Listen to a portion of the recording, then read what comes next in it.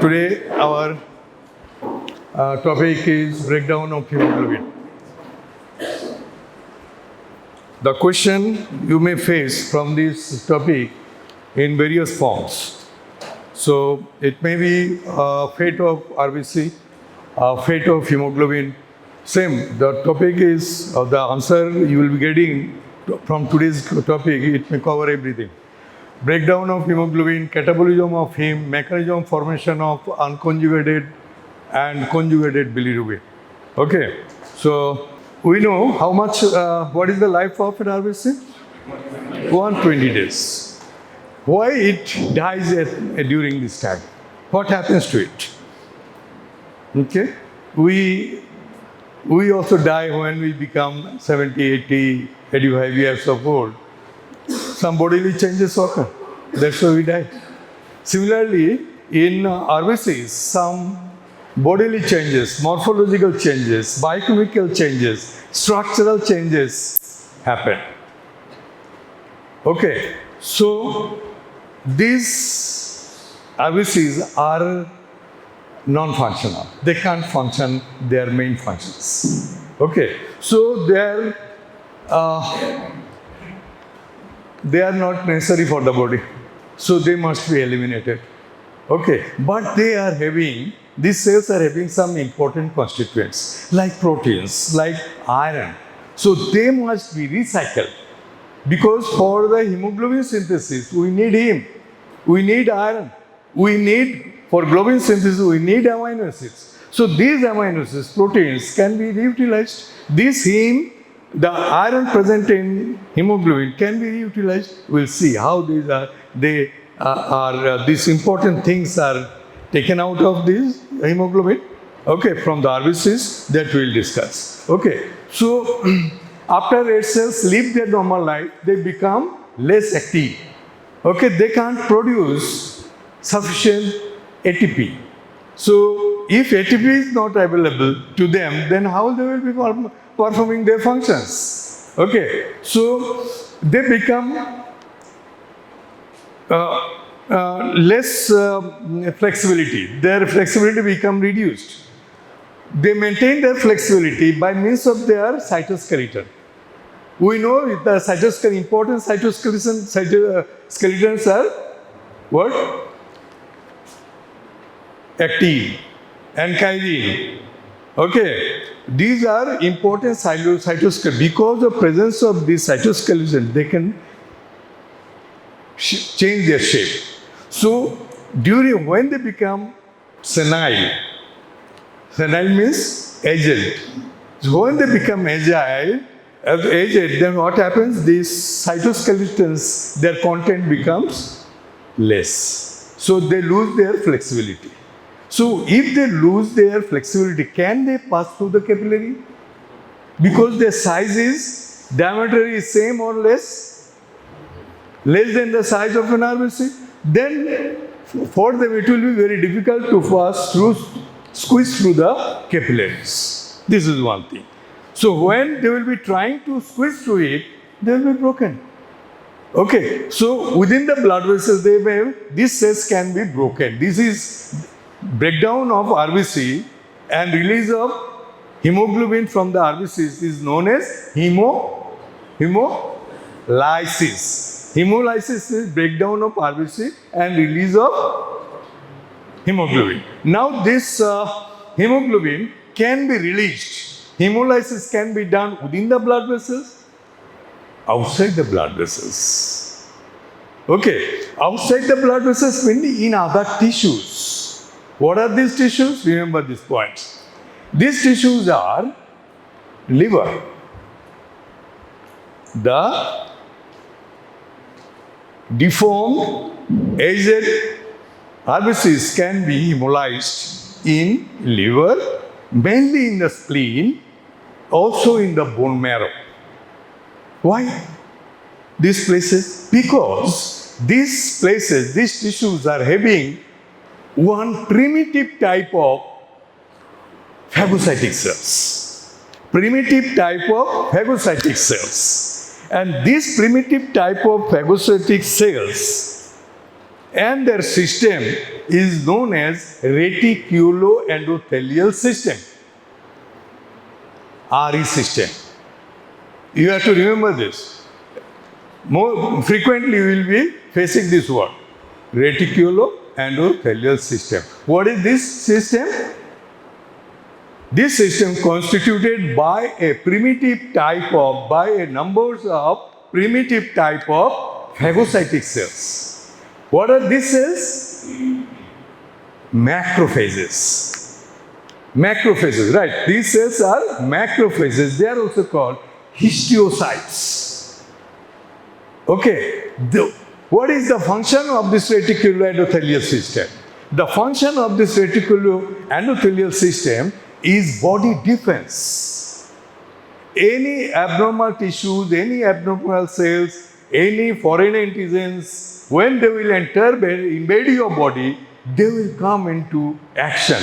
They will act as first line of defense. They will engulf them. They are having, I told, they are having phagocytic activity. So first they will phagocytose those material. So one of the important function of is they perform body defense function. In defense function they are utilized. They perform these functions in various ways. They can produce oxidative radicals like hydrogen peroxide, superoxide anions, and these substances are very toxic for the cell. How? They destroy the cell membranes. These superoxide anions, suppose I have to kill one cell, so it will liberate these superoxide anions, okay, or hydrogen peroxide or waste negative ions, and they will kill the target cell by damaging their cell membranes. They also liberate interleukins.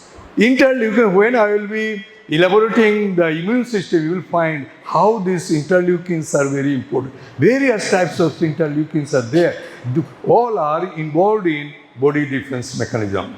So they also secrete interleukins. They also remove senile blood cells from the circulation. Means aged blood cells. So we'll see, we'll find how the blood cells, from the blood cells, hemoglobin is removed from the cells by them. Okay, by the macrophages. Okay, I'll come into detail. And there are hemolysis. It can happen in two places. One within the blood vessels. We call it intravascular hemolysis. The hemolysis can take place also outside the blood vessels. Okay, this is extravascular hemolysis. So where it will be there? Done in spleen, mainly in spleen, in liver, and also in bone marrow. We'll come how these are done. So okay, and extravascular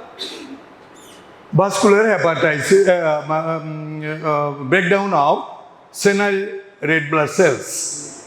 I told these are the tissues involved is spleen. Spelling of spleen is wrong here. Liver, bone marrow, and they destroy the senile RBCs. Now the question is, macrophages, how they will identify this is senile, this is young. So how they identify? So definitely RBCs are having certain changes. Okay, your target cell will be having white coat. Okay, so this is the thing. So then they will, okay, they are MBBS student. How they will identify? They are wearing a white coat, they are wearing a stethoscope on the neck. So these are identifying points for, there are several identifying points for the macrophages. Number one, what are the things? Things are, as I said, they lose their flexibility, change, number one change. And because of this flexibility, they cannot pass through properly through the capillaries. Okay, and there is some oxidative changes. They produce some, as I said, some oxidative radicals, superoxide anions. Because of this, their cell membrane becomes perforated. The RBC's cell membrane becomes perforated. Okay, the macrophages can identify the cells whose membranes are perforated. So this is one of the identifying point. Okay, another thing. Normally, normal RBCs are having one kind of protein at their membrane surface. And this protein, when present, it gives message to the macrophage. What message? Don't kill me. So this type of material, protein is there on the surface. What message it provides to the macrophage? Don't kill me. But when this become aged, senile, what happens? This message comes within the cell and another protein comes out from the cell, and that sends signal that kill me. Kill me. So within the cell, within the membrane, within the cell there was kill me signal, and outside there was don't kill me signal. But when they become agile, it is reversed. Flag is there, kill me. So what are these? These are phosphatidylserine. This amino acid, serine is an amino acid. It comes from inside to the outside. Now when the macrophage will find this kill me signal, immediately it will kill it. Similarly, another thing, RBCs are having antigen. Do you know that? What antigen? Blood group antigens. Okay. Usually B cells or the lymphocytes, when they kill a bacteria, the bacteria are having antigen. So they take up this antigen and transfer it to a lymphocyte. Now, these are represented to the macrophage. When these are available, these antigens are available to the macrophage kill them. Okay, this sort of various way of information they send to the macrophages to kill the bacteria, to kill the abnormal cells. Now here the RBC, senile RBC also abnormal. This is not normal, so it has to be killed. Moreover, what happens? Band 3, at the surface of the membrane, there is band 3 protein. This band 3 protein binds IgG. IgG what? Immunoglobulin G. So when the macrophages find this, it means to them that I have to engulf this. So these sort of messages come on the surface of the membrane of RBC, which is senile. How the macrophages identify them? Those signals, because macrophages are on their surface also having receptors. What receptors? Receptors for those IgG, receptors for phosphatidylserine. So when they are having this receptor, so they can bind, and now it can be engulfed by the process of phagocytosis. Moreover, the complement receptors bound to C3. Complement system I have discussed. You have a unique system. They are involved in body immunity. So another important thing, what do you do when you bring fish or meat do you eat raw? What do? You cook it, make it delicious, isn't it? So our complement system also make the bacteria pathogens delicious. Okay, how? By means of complement system. Okay, as a result, what bacteria, phagocytes, neutrophils, they will feel, oh, this will be very tasty, let's engulf it. Okay, so this sort of changes the bent. Okay, So this way, our macrophages identity. So macrophages are involved in intravascular hemolysis or extravascular hemolysis. Extravascular. Intravascular hemolysis will take place when?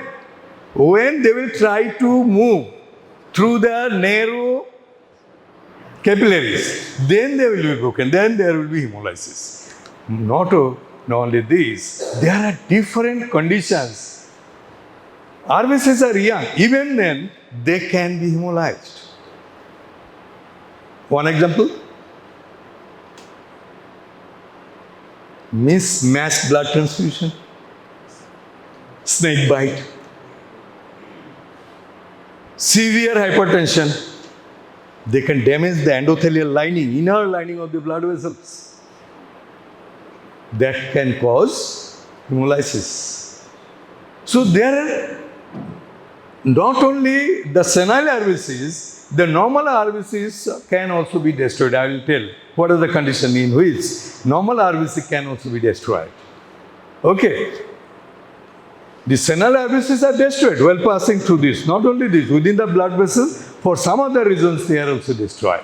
And because of destruction, that is hemolysis, the hemoglobin will come out into the, well, if within a blood vessel RBCs are destroyed, hemoglobin will be released to where? Hemoglobin was within the cell. Now it has come out. Where it will come? It will be present now. In plasma. Normally plasma is not having any hemoglobin. Now there will be hemoglobin. What is the term we will be using? Hemoglobinuria. Hemoglobinuria. So when hemoglobinuria is increased in the blood, they will be filtered through kidney and they will be appearing in urine. And what is the term you will be using? Hemoglobinuria. Presence of hemoglobin in urine. If it happens, what happens? The kidney will be, it happens continually for some days, continuous, prolonged period, then what will? Kidney will be damaged. Why kidney will be damaged? This hemoglobin is precipitated on the surface, on the inner lining of the tubule, renal tubule. So tubular functions will be damaged. So there will be kidney disease. Okay, so excess hemolysis is going to damage the kidney. How? Excess hemolysis means excess hemoglobin production. All the hemoglobin, this has some fate. It will be converted into some other compound. But when the amount is, hemolysis is more, so all the hemoglobin cannot be transformed. So this excess hemoglobin will be passing through the urine and in kidney, passing through the kidney into urine. By this time, it is going to damage the kidney, as I said. Okay. Now, causes of intravascular hemolysis, as I said. Intravascular hemolysis, in what situation blood cells are damaged within the blood vessels? Number one, transfusion reaction, mismatched blood transfusion. Number two, autoimmune hemolysis. We will study autoimmune hemolysis in anemia, sickle cell anemia. We will find in this condition RBCs are damaged, hemolyzed within the blood vessels. Okay, hemoglobinopathies. Hemoglobinopathies means abnormal globin production. Either there is no, as in thalassemia. What happens? Either there is absence or low, reduced amount of alpha globulin or beta globulin acid. So they lead to thalassemia. So in hemoglobinopathies, there is what? There is abnormality in globin chain. Okay, so in such condition also hemolysis takes place. Moreover, methemoglobin, ferrous iron is, instead of ferrous iron, it is ferric state. So in such case also hemolysis can take place. Mechanical heart valve. When mitral valve is changed, artificial valve is placed. So that can also cause hemolysis. When blood will be passing through the valves, some RBCs can be damaged. So these are mechanical damage. Also, hypertension. Very severe hypertension in the blood is flowing, making pressure on the endothelial layer. So some endothelial layer will be damaged, and because it will initiate lysis of the membrane of the RBCs. Infection, some infection, malaria. It causes hemolysis.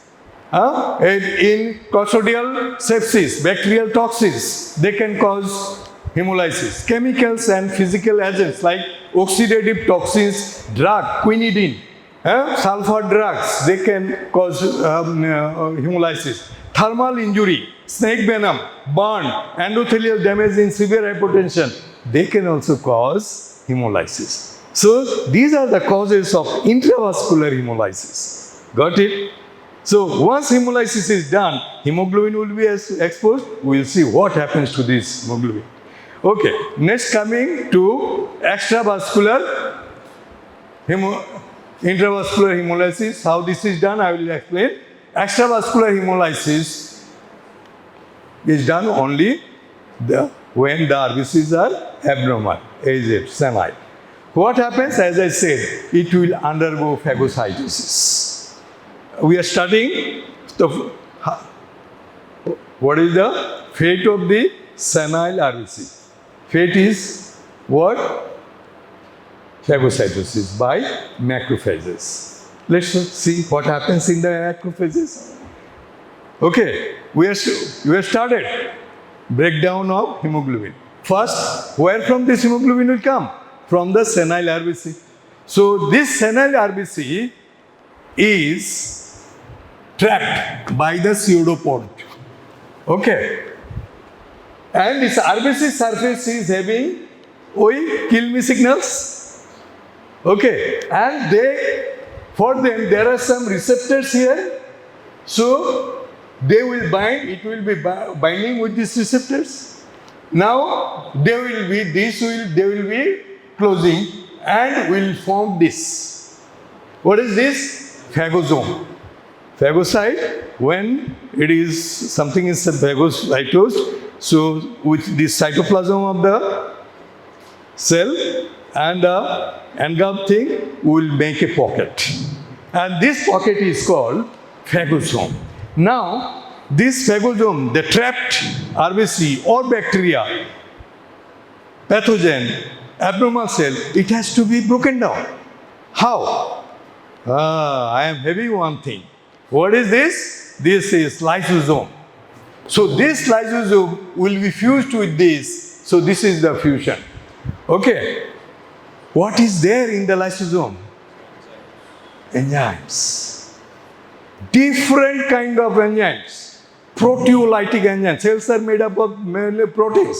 So this proteolytic enzyme will break down the protein constituent of the pathogen, of the bacteria, of the cell. There is lipolytic enzyme. If there will be lipid content, so there will be lipase will be breaking down this, and there will be glycolytic enzyme, carbohydrate splitting enzymes. They will also break down the carbohydrate constituents. Okay, so in this way, the cell is RBC is fragmented. The RBC will be fragmented. Since RBC is fragmented, from this fragmented RBC, what will come out? Hemoglobin. Hemoglobin comes out. Now hemoglobin is a protein and there is a proteolytic enzyme. It will split hemoglobin into globin and heme. Okay, let it be here. This is my heme and this is my globin. Globin is having lot of amino acids. So by peptidase enzymes, they will be splitted into various amino acids. Now these amino acids from these cells, macrophage, will be liberated into blood and they will be carried. My amino acids are very important. Very important. Like bricks are very important for the building. They are used for the construction of the building. Then that way the amino acids are also very important. They are needed for construction of protein, new proteins. And this new protein may be something else. It may be also globin. So they will be reutilized. Next, heme. Now let us see what happens to this heme. We know in the heme is made up of what? 4 pyrrole rings. At the center, what is there? Iron. Okay. These are pyrrole.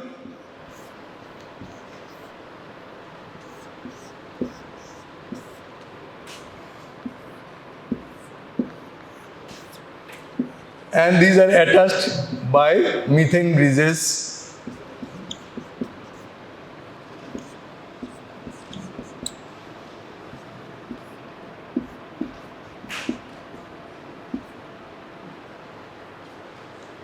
So these are what? Pyrrole. 4 pyrroles are there. And these are nitrogen. Now here is iron linked to it. So this is heme. This is what? Heme. Now what will happen to this heme? Globin was attached to this. One globin chain, alpha or beta. So first what happens? This is lysed. It becomes separated. Okay, then it becomes separated. Now what will happen to this heme? Iron is there. Now this compound will be, this is the alpha, this will be broken. Now if it is broken, what will happen? It will become a straight chain. Isn't it? There will be become straight. This is nothing but. At the same time, what will happen? This iron, this will be straightened, and this iron will be removed from these cells. And outside these cells, what is there? Plasma is there. So it will be, this iron will be sent to the plasma. And iron cannot pass through the blood as such. They need some carrier. So it will combine with apoferritin. So apoferritin will combine with, it is a protein. And it is nothing but a plasma protein. It combines with this apoferritin and forms ferritin, having iron in it. And in this way, it will be transported to liver, where it will be stored. For future use. When my bone marrow will be needing this iron, so it will be transferred to the bone marrow for future RBC hemoglobin production. Is that clear? Okay. Now let us see the remaining part. This is the porphyrin part. This is the porphyrin part without iron. What part? Porphyrin part without iron. So when after removal of iron from it, it is porphyrin. Now what will happen? Heme oxidase one enzyme. What? Heme. This part, today's class, is not only important for physiology, it is also very, very important for biochemistry. Okay, so try to learn. Either question will come in physiology, or also it may come in biochemistry. So that's why this part is very important. All the steps. Now, what will happen to this? By heme oxidase, okay, they straightened. So now this compound is a green colored compound. What is this? Biliverdin. Heme is converted into biliverdin. By which enzyme? Heme oxidase. Okay. Then another thing will be happen. Biliverdin will be converted into bilirubin. Simply one thing will be added here. What? This is what double bond CH means. What? The carbon is having one double bond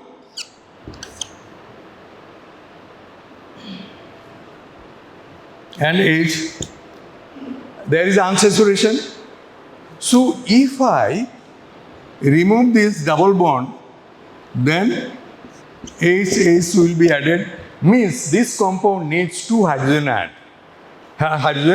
atom. These two hydrogen will be provided by NADPH2. So addition of hydrogen is dehydrogenation. So enzyme must be dehydrogenase. So one enzyme, biliverdin dehydrogenase, will convert this into, it is biliverdin. Now this will be converted into bilirubin. Simply addition of two hydrogen in delta methane group. When delta methane group, methylene group gets these two hydrogen, it is converted to methylene. Okay, so as a result, the compound will be transformed into bilirubin. So what happens? Again, I repeat. Hemoglobin came out. Hemoglobin is released. Now hemoglobin will be broken down. Globin. What happens to globin? You know that. Then we are having heme. Now heme oxidase. Heme is oxidase. Removes the iron. And breaks one of the methane breeze of heme, porphyrin. As a result, what happens? Biliverdin is produced, which is a green color pigment. Now this is converted into what? Bilirubin. Okay. And this bilirubin, how it is converted? Simply, here two hydrogen atoms are added in the gamma methane base. Okay. So now we got what? Bilirubin. This bilirubin is termed as free bilirubin, or remember this, unconjugated bilirubin, or write it down. One is free bilirubin, another is unconjugated bilirubin, another is indirect hemoglobin. Whenever somebody will tell you, this patient is having more indirect hemoglobin. Okay, then you just remember this. This is produced up to this. And its level in the blood is increased. Now, this free hemoglobin, remember everybody, this is very clinically very important. This bilirubin, free bilirubin, is very toxic to the body. It is soluble only in lipid, insoluble in water. As a result, since they are lipid soluble, they can enter any cell. Lipid bilayer, if something is water soluble, they cannot pass. But if it is fat soluble, it can enter. As a result, this free bilirubin, can enter into your brain cell and it can damage the brain cell. So when there is increased rate of hemolysis, so there will be increased production of bilirubin, free hemoglobin, unconjugated hemoglobin. They can damage our brain. They can damage the kidney. So what has to be done? Our body system will make it non-toxic. So all these things, where happened? Here. Bilirubin is formed here in macrophage. All these changes took place in macrophage. Splitting of heme, splitting of globin, then conversion of heme into biliverdin, conversion of biliverdin to heme. Bilirubin. All this sequence of these changes took place within the microphage. And this product is, as I said, toxic. So, to avoid this toxicity, it is to be converted into non-toxic water-soluble substance. Okay? But it is not done here. It is not done in plasma. It is done in only one place. This may take these phagocytes. This macrocyte may be present, as I said, in spleen. So spleen has produced this bilirubin. Now bilirubin, the later conversion has to be done only in liver. So from spleen, from bone marrow, that has to go to liver. How they will go? So this toxic bilirubin will be entering into the plasma, and they cannot, since they are water insoluble, so they are to made water soluble. How? We learn albumin has got various functions. One of the function is transportation. So albumin is there in the plasma.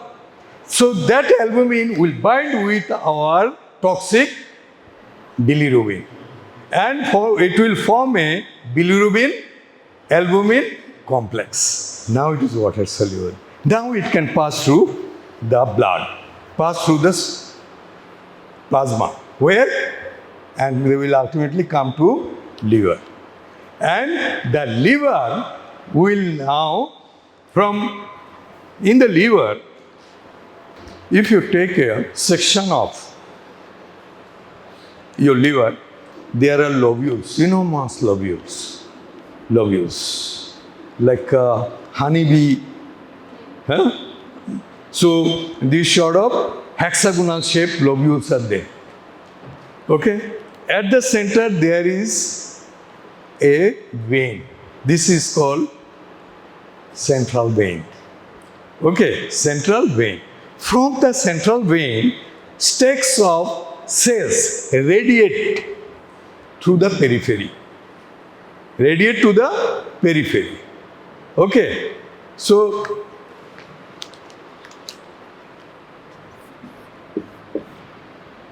suppose this is the one lobule and this is the central vein. So, from here, the hepatocytes, radiating hepatocytes will be there, like the spokes of motorcycle cycle, they will be radiating. In between these radiating cells, there is blood sinusoid. Blood sinusoids. This area becomes blood filled. These are called sinusoids. Now, from these sinusoids, this bilirubin along with albumin will come. Now in the sinusoid, the sinusoidal cells means hepatocyte, hey albumin, you go, I don't need you.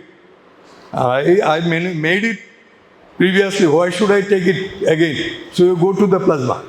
I only take the bilirubin. Come, you bilirubin, come. So it will enter, the bilirubin will enter within the hepatocyte. Okay. And this entering of this hepatocyte is facilitated by two proteins. And these proteins are such that once you enter, you are not allowed to go out. So they prevent backflow of bilirubin again into circulation. Okay? In some pathological conditions, we may block this transportation function of the albumin. What will happen? This toxic bilirubin will not be transported to the liver, will transport it. Even it is transported, if those proteins are inactive, what will happen? they will not be allowed to get in. So in the blood, free hemoglobin, free bilirubin level will remain high. Pathological conditions. Understood? So now this in the liver cell, what will happen? Liver cell will convert this bilirubin into, it was free unconjugated, it will make it a conjugated bilirubin. Now it is, when it will be conjugated, now it is not harmful, non-toxic, as well as water soluble, that can be easily excreted from my body. Okay, let's see what happens. So in the liver, when it is entered, two things will happen. Two important things will be added to the bilirubin. Okay, two important UDP-Glucuronate. UDP-Glucuronate. This compound will be added to the bilirubin. A new compound, bilirubin monoglucuronate, will be formed. Bilirubin monoglucuronate will be formed. And the enzyme is bilirubin glucuronate transferase. It transfers glucuronic acid into bilirubin. That's why its name is transferase. Okay, now what happens? The bilirubin is transformed into bilirubin monoglucuronate. Now another molecule of glucuronic acid will be added to bilirubin monoglucuronate. As a result, what will be the product? Bilirubin diglucuronate.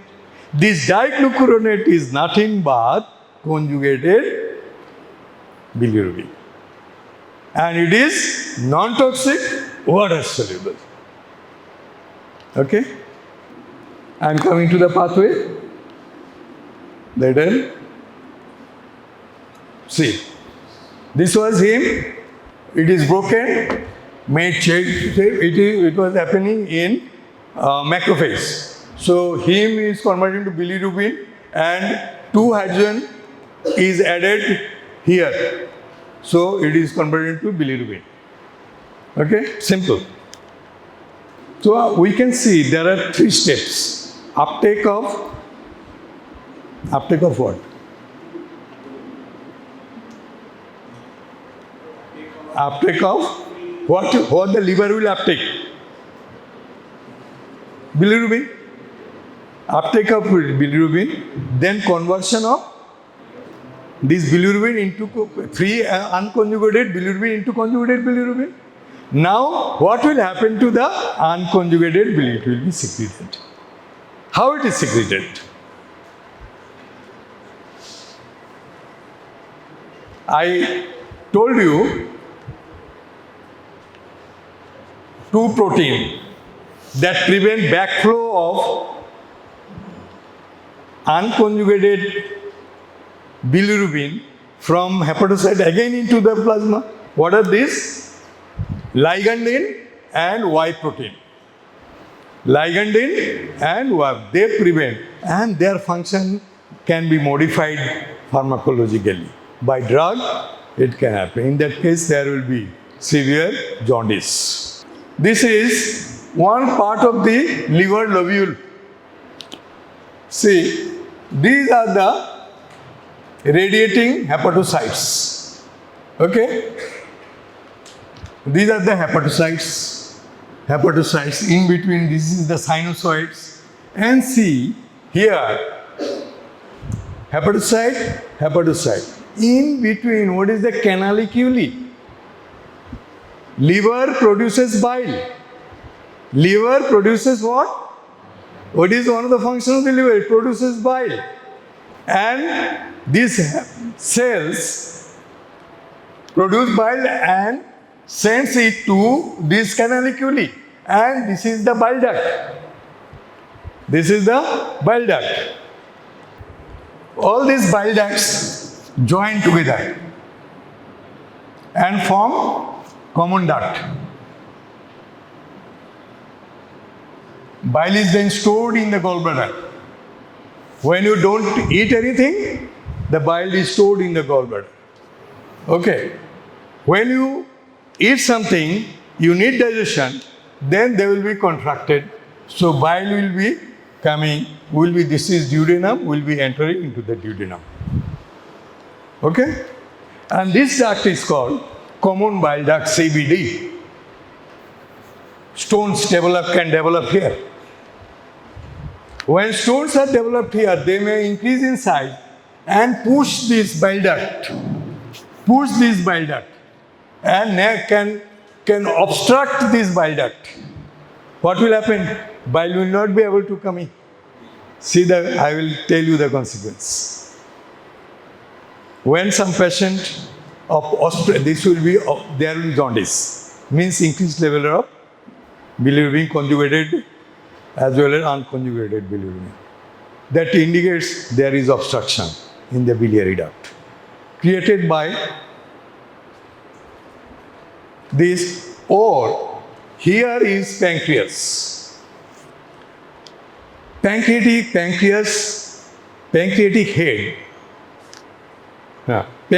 head can undergo, are affected in cancer. The head of pancreas. If it is cancerous growth is there, what will happen to this? This will be blocked, and bile will not be able to pass. Okay, time is over. I am finishing very fast.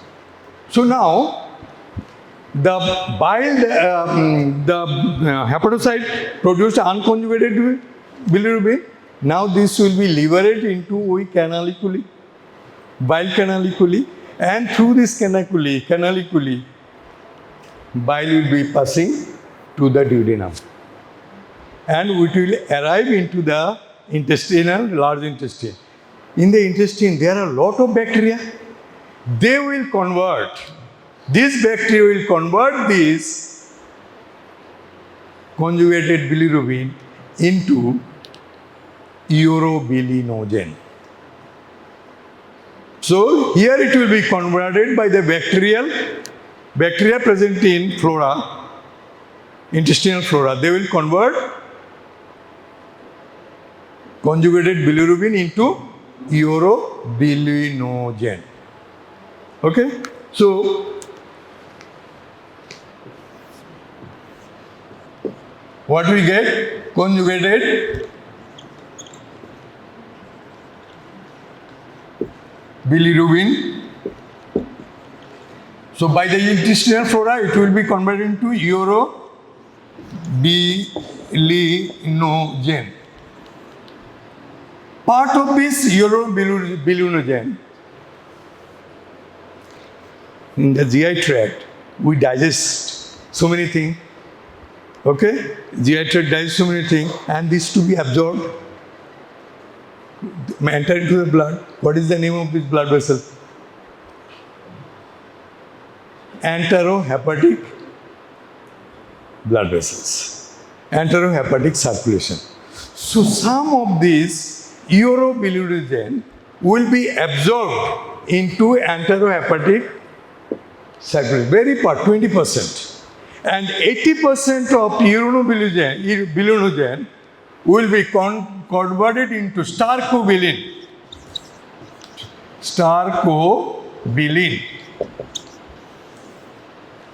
And it gives this yellow coloration of the stool.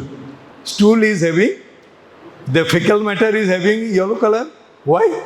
Because of presence of stercobilinogen. Stercobilinogen. When this fecal matter is exposed to sunlight, it is converted into brown color. Fresh stool, yellow. Then after some time, it turns into brown. Why? Stercobilinogen is converted into stercobilin. Okay? Your urine color is slightly pigmented color. Why? What is there? it is having urobilin. Where from this urobilin comes? As I said, some part of urobilirubin is absorbed into the enterohepatic circulation. They drain blood directly to the liver. The liver again, part of the urobilirubin is secrete into bile, and part is transported through systemic circulation. When these are transported to systemic circulation, definitely this will be coming to my kidney. And kidney will convert it, urobilirubin, into urobilin. Now this urobilin will be coming through urine and it will make the color of the urine. Got it? So this is all about initially what I said, fate of RBC, fate of hemoglobin, heme catabolism. So you got the answers of all. So in this way you have to go through. Okay, so everything is there in the slide. If possible, you go through the slides, so you'll be knowing. And you prepare it not only for physiology, also for this structural. No need of giving structures. This is for understanding, and the pathway, detailed pathway. This is the detailed pathway. It happens in liver, this part happens in liver, this part happens in macrophage. Okay, so what happens in macrophage? Then it will become, this product bilirubin will be coming to liver hepatocyte. Here what happens? Then it will be secreted into bile. Then after secretion of it into bile, then you know what happens.